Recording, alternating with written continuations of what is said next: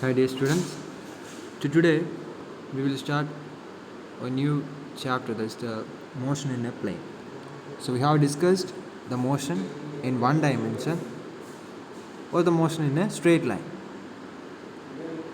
So and afterwards we have discussed about the velocity values, acceleration, average and instantaneous average acceleration and velocities. All those things we have discussed, and the kinematic equations for a uniform motion in a straight line, that also we have discussed in the last chapter. So in this chapter we will be discussing regarding the two-dimensional motions or a motion in a plane. In the last chapter, the motion we have discussed, for such motion we need only the x-axis for defining the position, negative and positive x-axis.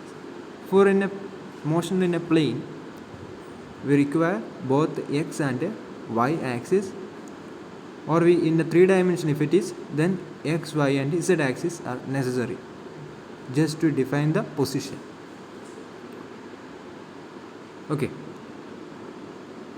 so now let us come to the first topic, that is the scalars and vectors. We have already discussed roughly in the previous chapter regarding the scalars and vectors. You know that the scalars are not having the direction, only the magnitude. So the definition is given here. A scalar quantity is a quantity with a magnitude only. It is specified completely by a single number. So by simply we can define the scalars as the physical quantities which are represented only with a particular digit or a number with a proper or appropriate unit. So such values are known as scalar quantities or scalar values. As the time, if you are thinking about the vector quantities, the vector quantities are having both magnitude as well direction. In the previous chapter, for the linear motion we have used the negative and positive signs for representing the directions, isn't it? But whenever you are discussing or whenever you are thinking about the two-dimensional motion or a motion in a plane, that is not enough. The negative and positive, representing the direction by negative and positive is not enough. So we have some other methods to representing the vectors that we will discuss. So a vector quantity is a quantity that has both a magnitude and a direction, and which obeys the triangle law of addition or equivalently and the parallelogram law of addition.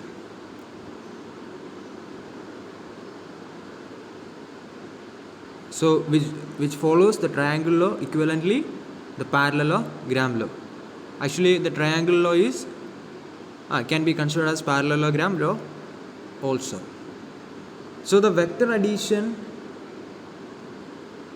can be done only by using the triangle law or the parallelogram law. So vector addition, multiplication, as well the multiplication of a scalar quantity or a digit or a constant value with the vectors, all those things we will discuss.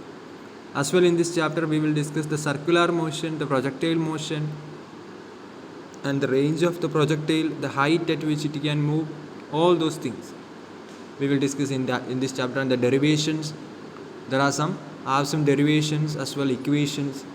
Actually this chapter will be very interesting. So for the scalar and vector quantities, some examples are also given. The example for the scalar quantity are the distance between 2 points. In the last chapter itself we have studied that one. The path length or the distance between 2 points will be a scalar quantity. As well the temperature, mass of an object, all those things are scalar quantity. Actually these quantities are not having the direction. Okay, we're just having the magnitude only. They are just having the magnitude only. At the time, the vector quantities are the velocity, acceleration, the displacement, okay, not the distance is a scalar quantity. At that time, the displacement is a vector quantity. Velocity and acceleration are also vector quantity, and as well the force is having both the magnitude and direction, so force is also a vector quantity. Okay, now position and displacement vectors. So we will discuss the position and displacement vectors. So in the first diagram, you can see a point P and another one the P dash. Okay. So P and P is the initial position and P dash is the final position. And the x and y coordinates are given, means the graph, the xy coordinates are given. Origin O is given, that is 0, 0. So from 0, 0 to P, okay, the point P, an arrow marked line it is given. That is actually the position vector of the point P, which is represented as the small r in bold letters. Okay, the vectors are usually represented in a printed book as bold letters, but whenever you are writing, it will be, suppose velocity v with a arrow mark should be, you have to write an arrow mark on over the symbol. Okay, in such a way you are representing the vectors. So here the small r is the position vector of the point P, and as well the small r dash, bold small r dash, is the position vector for the point P dash. As well, in the case of the displacement, the second graph, you can see there are from P to Q, two points are there, P and Q. If you want to find out the position vector, you should draw a line from origin to the point P. So this is the position vector for P, and as well for Q, the position vector will be like this, from O to origin to Q. You can see from P to Q there are so many paths are given. One is P D Q, as well P B Q, and one another it is given, that is P B E F Q.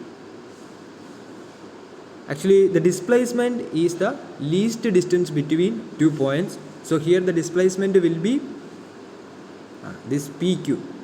Whichever the path it is covering, we are not considered for the displacement. For measuring the displacement, we don't want to consider the path which is covered. Just want to find out the least distance between the initial and final points. Okay, let us come to the definition of, or the explanation for these two graphs. So here in the first graph, P and P dash be the position of the objects at time t and t dash. So the P is the position at a time t and P dash is the position at a time t dash. We join O and P. O is the origin by a straight line. Then OP actually it should be represented as in the form of bold letters. Okay, OP is the position vector of the object at a time t. Okay, so the position vector OP for the point P, that is the position at a time t, the position vector will be OP, which is represented as small r. As well, and arrow is marked at the head of the line. It is represented by the symbol r, and that arrow mark is representing the direction of the vector. The arrow mark which is representing the direction of the vector. Now OP is equal to r. For the point P dash, as same as it is in the case of OP dash will be the position vector and r dash will be the r dash, and which will be denoted as r dash. And this length of these position vectors, that is r and r dash, that length value will be the magnitude of the vector. Okay, that will be the magnitude of the position vector, and its direction will be given from the arrow mark on the lines OP. The line, if you are considering the line OP, the arrow mark is towards from O to P. So this is the direction of that vector. So suppose if the object is moving from P to P dash, that means P dash, then the direction will be like this, and P dash will be the position vector for the, or the displacement vector. Okay, so the time the object was at point P at time t and at P dash at time t dash. So in such a way you have to represent. And the next, for the next graph, the displacement vector is the straight line joining the initial and final position. We have discussed already. That does not depend on the actual path undertaken by the object between two positions. So in this graph, actually we are given with many paths from P to Q. PDQ is there, PABQ is there, PBEF Q is there. So from that, if you are considering, if you are evaluating the displacement which is happened, that will be the least distance between this initial and final point, that is the PQ. Okay, and this explanation or this statement we have already studied in the previous chapter, that is magnitude of displacement is either less or equal to the path length of an object between two points. The magnitude of displacement can be equal to the path length, or maybe which will be the magnitude of the displacement will be lesser than the path length. Now come to the equality of vectors. How can we equate the vectors? Here in this diagram, two vectors A and B are given. Actually the A and B will be equal if and only if they have the same magnitude and the same direction. Same magnitude means their length should be same. Direction means if we are keeping them closer, they should be parallel to each other. Okay, so here O and P are joined together. Okay, and if we are measuring the OP and OS length, then both should be equal and OP should be parallel to QS. Then we can say both are equal.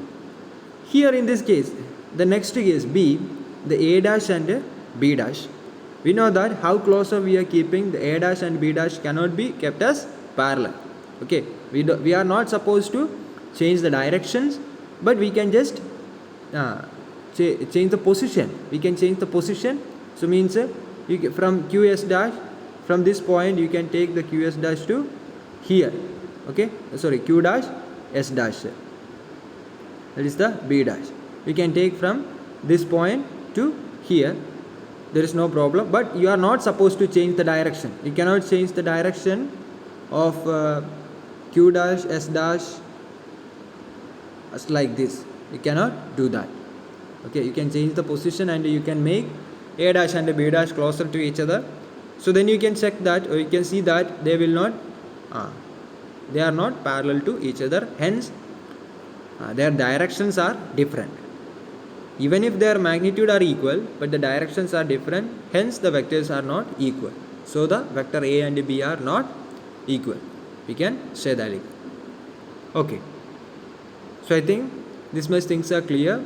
So the vector and the scalar quantities, the terms are new for you. The vector addition, all those things are there. So just go through the textbook thoroughly.